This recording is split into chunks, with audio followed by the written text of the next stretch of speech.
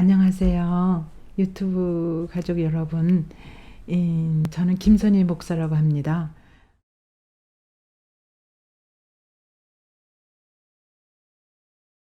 그 여인이 모압 지방에서 여호와께서 자기 백성을 돌보시사 그들에게 양식을 주셨다 함을 듣고 이에 두 며느리와 함께 일어나 모압 지방에서 돌아오려 하여 있던 곳에서 나오고 두 며느리도 그와 함께하여 유다 땅으로 돌아오려고 길을 가다가 이렇게 됩니다.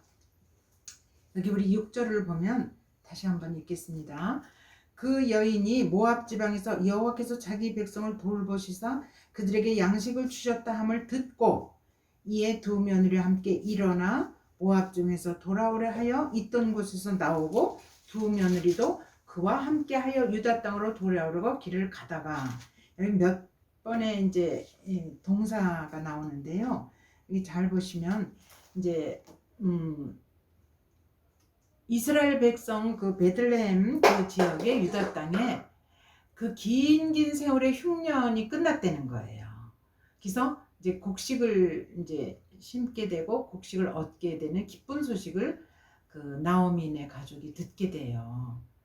그러니까 모압 지방에서는 도저히 이제 더 살 수가 없는 아주 극한 상황에 이르렀지 않습니까? 왜냐하면 양식이 없으니까. 근데 모압 지방에서 그걸 얻고 구하기 힘드니까, 이럴 바에는 우리 고장으로 돌아가자, 베들레헴으로 돌아가자, 이렇게 결심을 하게 됩니다. 그러니까 여러분들이 이 말씀을 읽으면서 이렇게 때를 잘 이렇게 연결해 보면 참 하나님의 그 손길을 더 구체적으로 느낄 거예요. 이제 10년이 돼서 이렇게 진짜 풍지박산이 돼서 엉망이 됐는데 마침 그때 베들레헴에서 들려오는 소리가 양식을 그 곡식을 어떻게 돼요? 양식을 주셨다 함을, 이스라엘 백성들에게 양식을 주셨다는 소리가 나오미에게 들리는 거예요. 참 기쁜 소식 아닙니까? 그러기 때문에 이제 떠날 각오를 하는 거죠. 그 미리 들렸더라면 이렇게 떠날 생각을 못했을 텐데 거의 양식을 구할 수 없어서 아주 배고픔에 아주 극한에 이르렀는데 베들레헴에는 양식을 구할 수가 있다는 얘기예요. 그래서 이제 떠나기로 결심을 하고 두 며느리를 데리고 이제 출발을 합니다. 그러면 여러분들은 그렇게 먹고 살 수가 없으니까 이제 떠나게 됐나 보다. 그런데 단순히 그것만이 이유가 되겠습니까? 그게 아니죠. 무슨 뜻이냐면 이 베들레헴에 가서 도착해서 당할 모든 일어나는 상황을 미리 생각을 해보니까 사실은 자신감이 없어지는 거죠. 그게 왜 제가 이런 말씀을 드리느냐 하면 여기 보면은 19절, 이에 그 1장 19절입니다. 이에 두 사람이 베들레헴까지 갔더라. 베들레헴에 이를 때 온 성읍이 그들로 말미암아 떠들며 이르기를 이가 나옴이냐 하는지라. 여기서 떠들며라는 단어가 나오는데 이건 소동이 일어났다는 얘기예요. 그러면 여러분들과 제가 상상할 때 어떤 소동이 일어났을까요? 아니 10년 전에 떠나가지고 이제 빈털터리가 돼서 돌아온다고? 애저녁에 지네만 잘 살아보겠다고 떠난다더니 그 모양 이 모양으로 왔어? 그래서 얼마나 빈정되고 조롱하고 그런 것도 상상할 수가 있죠. 그런 거를 나오미가 염두에 뒀겠죠. 그럼에도 불구하고 좋다. 내가 그 모든 수모, 모욕, 멸시 이런 거 다 각오하겠다. 그리고 이제 두 며느리를 데리고 출발하는 겁니다. 그러면 그 거리가 어떻게 되냐면 모압 지방에서 베들레헴까지 거의 80km. 그러면 하루 4km가 심리 아닙니까? 그러면 하루 심리길을 걷는다 그러면은 4km에서 80km면은 어떻게 됩니까? 40km니까 거의 20일이 걸리는 거죠. 하루 10리를 걷는다 해도. 그 먼 거리를 그냥 무작정 베들레헴을 향하여 떠나는 거예요. 그럼 그 어간에 어떤 일이 일어날지, 뭐 산도적이 나타날는지 또 뭐 어떤 일이 일어날지 알 수가 없지 않습니까? 이 두 며느리를 데리고 이 나오미가 출발하려고 생각을 해서 막 출발을 했는데 생각을 해보니까 겁이 나는 거예요. 가다가 무슨 일이 일어나면 어떡하지? 아니 이 젊은 아이들 둘은 아무 희망도 없이 나 하나 보고 따라 나서는데 이건 참 예산 일이 아니지 않습니까? 거기 가면 무슨 그렇게 희망이 있겠어요. 두 며느리는 아주 젊어서 새로운 가정을 만들 수도 있는데 내가 얘들의 앞길을 막으면 어떡해. 이런저런 생각 때문에 나오미가 생각을 바꿉니다. 그래서 두 며느리 오르밧과 룻한테 얘기를 해요. 얘들아, 너 나 따라 나왔었는데 안 되겠다. 너네 고향으로 다시 돌아가라. 친정집으로 가라. 그래서 거기서 다시 제가 해가지고 너네 조상신 섬기고 그렇게 살아야지. 나 따라오면 하나도 득이 없을 뿐더러 정말 내가 짐이 될 거다. 너희들 이방 땅에서 그렇게 살면 되겠냐? 너희들한테는 베들레헴 유다 땅이 이방 땅일 텐데 안 되겠다. 돌아가라 이래요. 그랬더니 아니라고 따라가겠다고 막 그러다가 여차저차 그 사연을 쫙 밝힙니다. 내가 지금 다시 제가도 내가 해서 애를 낳을 수도 없는 형편이고 또 내가 설사 애를 낳는다 하더라도 그 아들이 언제 커서 너희들하고 이렇게 또 이어질 수가 있느냐. 그건 안 되겠다. 도저히 이을 수가 없으니까 돌아가라. 그래서 얘기를 쭉 하니까 막 울어요. 처음에는 아니에요, 우린 따라갈 거예요. 그러다가 오르반은 시어머니한테 입맞춤 하고 자기 고향으로 돌아갑니다. 근데 룻은 끝까지 아닙니다. 나는 어머니가 가시는 곳에 나도 따라갈 것이고 어머니가 죽는 그곳에 나도 묻힐 것이고 내가 죽는 일 이외에는 어머니를 떠나지 않겠습니다. 단호하게 얘기를 하는 거예요. 그렇다면 한번 우리가 또 여기서 잠깐 생각을 해봐야 되겠죠? 어떻게 각오를 하냐면 룻이 이르되 16절입니다. 내게 어머니를 떠나며 어머니를 따르지 말고 돌아가라 강권하지 마옵소서. 어머니께서 가시는 곳에 나도 가고 어머니께서 머무시는 곳에 나도 머물겠나이다. 어머니의 백성이 나의 백성이 되고 어머니의 하나님이 나의 하나님이 되시리니 죽어도 거기 묻히겠다. 이런 각오로 얘기를 하거든요. 그렇다면 어떻게 이 룻이 이런 엄청난 신앙 고백을 나오미 시어머니 앞에서 할 수 있게 되었을까? 한번 우리가 생각해 볼 문제죠. 제가 생각할 때는 이 10년 어간 그곳에 살면서 너무 큰일을 당하잖아요. 남편 죽지, 두 아들 죽지. 이게 말이 그렇지 그 당했다고 생각을 하면 이건 말로 할 수가 없지 않습니까? 그러면서 정말 어려운 그 지경에 나오미가 다시금 신앙을 붙잡고 의연하게 이게 대처하는 모습을 쭉 두 며느리가 본 거죠. 그런데 그 단순히 본 걸로 끝난 게 아니고 룻은 우리 시어머니가 믿는 하나님이 도대체 어떤 분이길래 우리 어머니가 저렇게 큰 일을 당하시고도 저렇게 의연하게 버티시나. 처음에는 좀 의아했을 거예요. 근데 계속적으로 나오미 시어머니가 아주 굳건하게 이렇게 일어서시는 걸 보면서 사실은 룻이 감동을 엄청 받은 것 같아요. 어머니의 하나님? 아니, 그 하나님이 어떤 분인데? 그러면서 어쩌면 여기는 안 나와 있지만 어머니한테 물어보기도 하고 어머니가 믿는 당신의 하나님은 어떤 분이십니까? 어떻게 어머니는 그렇게 정말 이렇게 좌절하지도 않으시고 그렇게 저희들 앞에서 이렇게 그 힘든 상황을 잘 이겨내십니까? 도대체 어머니가 믿는 하나님은 어떤 분입니까? 이렇게 물었을 거예요. 그럴 때마다 이 나오미는 과거에 자기가 믿었던 하나님을 되살리면서 쭉 얘기를 하지 않았을까. 그러면서 그 말씀대로 다시 곰씹으면서 살아가려고 애를 썼고 자기가 믿는 하나님을 말로도 전했고 그리고 또 삶 속에서 행동으로도 전하고 그러면서 어느샌가 룻한테 살아계신 하나님, 전능하신 하나님, 그 하나님을 룻이 만나게 된 것 같습니다. 그렇지 않고는 이런 고백을 할 수 없고 여기서 단순히 내가 어머님을 따라가서 어머니를 모시겠습니다. 이걸로 끝나는 게 아니고 어머니의 하나님, 그 하나님을 끝까지 붙잡겠다는 신앙 고백이 나오지 않습니까? 그러니까 룻은 은혜 가운데 구원을 받은 거죠. 다시 말해서 구원을 받았다는 건 하나님, 살아계신 하나님을 만났다는 얘기입니다. 사실은 이게 제일 중요하죠. 하나님을 만났기 때문에 룻이 이제 어머니를 모시고 끝까지 베들레헴에 왔고 왜 제가 이런 얘기를 하냐면 롯도 각오를 했을 거예요. 그 이방 땅에 가면 낯설고 어머니 하나 한 분밖에 안 하는 사람이 없고 내가 거기 가서 과연 살 수 있을까? 왜 망설이지 않았겠습니까? 그러나 굳건한 그 살아계신 하나님을 만났기 때문에 각오를 다진 거죠. 그래, 좋다. 살 수 있는 데까지 살아보는 거지 뭐.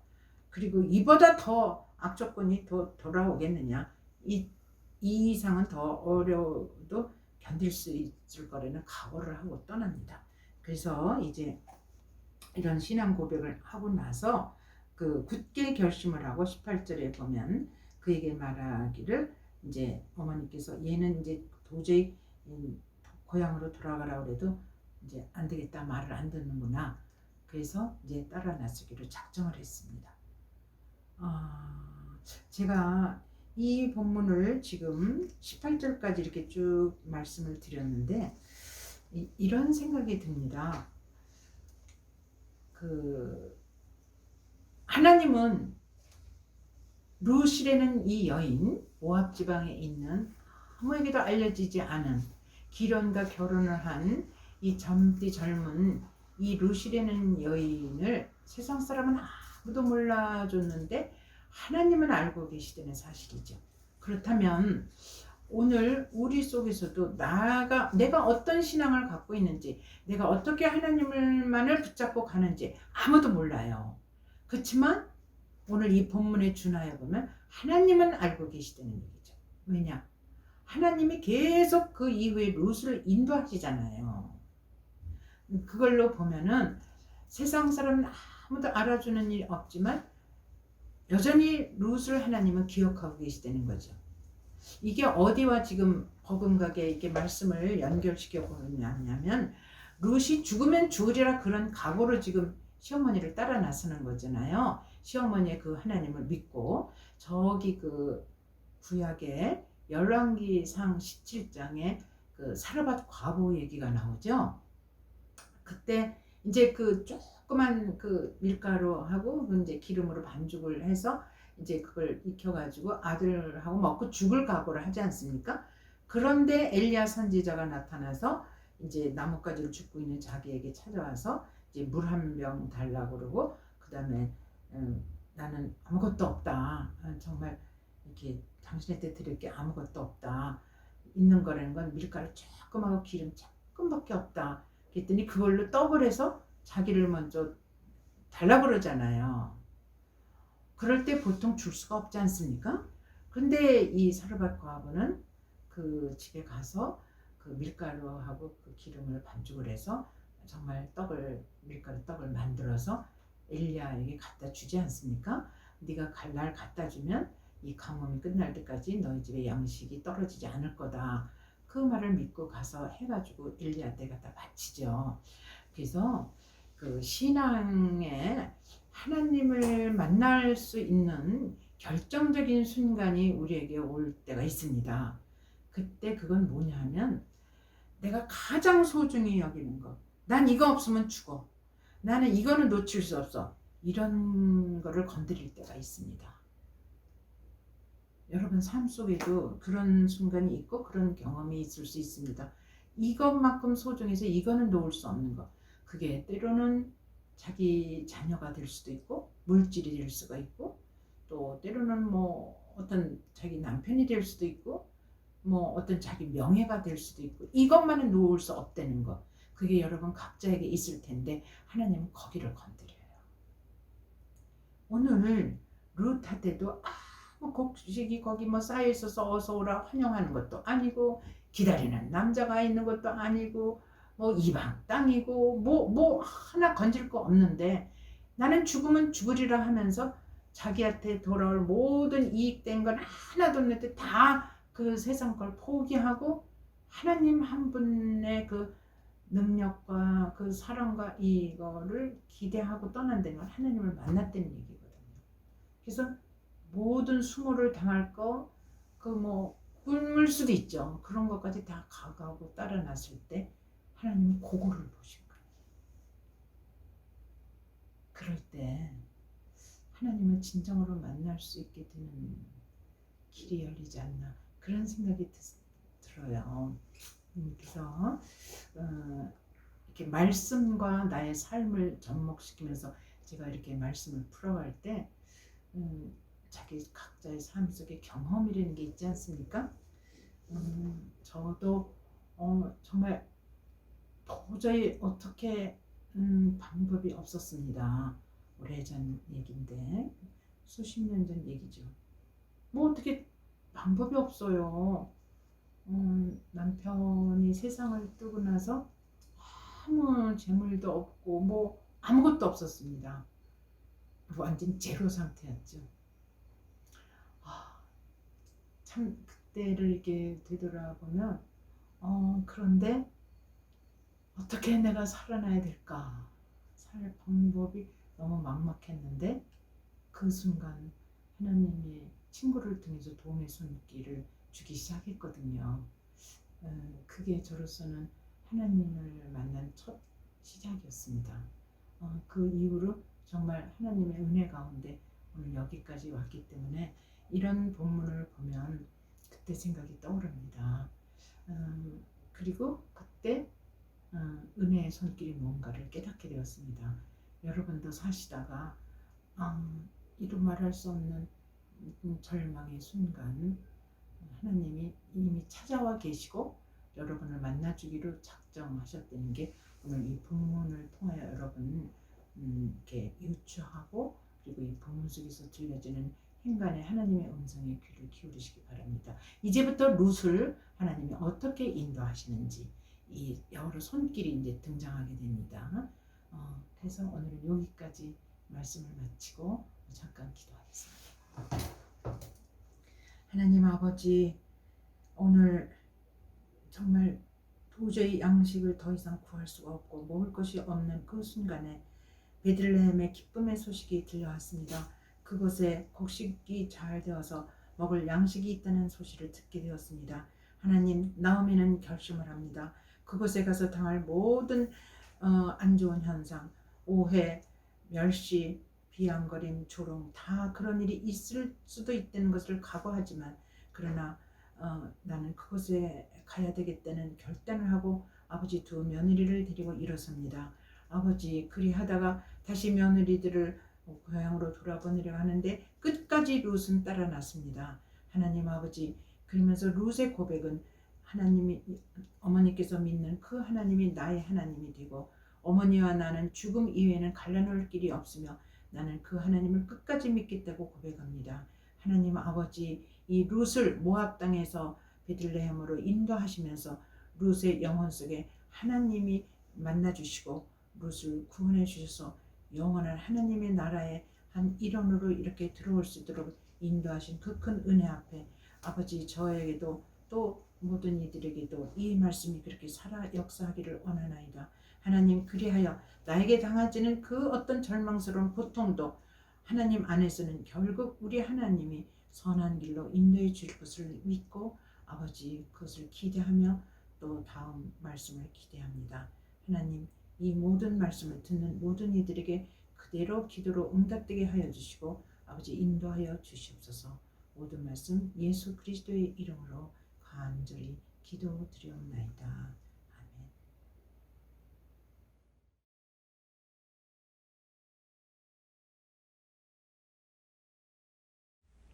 드릴 것은 사랑뿐이네. 마야 앙겔로. 꽃은 피어도 소리가 없고 새는 울어도 눈물이 없고 사랑은 불타도 연기가 없네. 장미가 좋아서 꺾었더니 가시가 있고 친구가 좋아서 사귀었더니 이별이 있고 세상이 좋아서 태어났더니 죽음이 있네. 나 시인이라면 그대에게 한 편의 아름다운 시를 드리겠지만 나 목동이라면 그대에게 한 잔의 향기로운 우유를 드리겠지만 나 가진 것 없는 가난한 자이기에 그대에게 드릴 것은 사랑뿐이네. 예수, 사랑. 네, 감사합니다.